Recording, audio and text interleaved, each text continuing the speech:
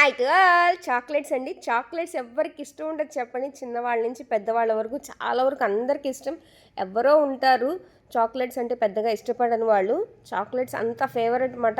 ఇది వచ్చేసరికి basic method.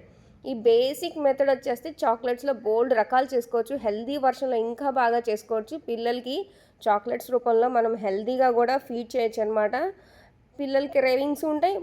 మదర్గా మనం హెల్తీ ఫుడ్ పెడతాం, మనకు కూడా సాటిస్ఫాక్షన్ ఉంటుంది. ఇక్కడ వచ్చి ఈ బ్రాండ్ వాడతాను నేను. ఈ బ్రాండ్లో చాక్లెట్స్ వచ్చేసరికి నార్మల్ టెంపరేచర్ వచ్చేంత వరకు బయట పెట్టుకోవాలి. నార్మల్ టెంపరేచర్ వచ్చాక ఒక బార్ డార్క్ చాక్లెట్ ఒక బార్ అయితే మిల్క్ చాక్లెట్ హాఫ్ అనమాట. ఆ బార్లో హాఫ్ ఇలా పీసెస్ కింద స్మాల్ పీసెస్ కింద కట్ చేసుకొని ఒక బౌల్లోకి ట్రాన్స్ఫర్ చేసుకోవాలి. మిల్క్ బార్ వచ్చేసరికి హాఫ్ తీసుకున్నాను నేను. ఆల్రెడీ అందరికీ తెలుసు డబుల్ బాయిలింగ్ మెథడ్ అనేది. ఒక బౌల్లో వాటర్ తీసుకొని రోలింగ్ బాయిల్ అయ్యాక అప్పుడు ఇక్కడున్న ఈ బౌల్ అయితే కనుక దాని మీద హై ఫ్లేమ్ మీద మాత్రం పెట్టద్దు, మీడియం ఫ్లేమ్ మీద పెట్టండి. స్లోగా ఓపిక్గా కలుపుకోండి లమ్స్ లేకుండా.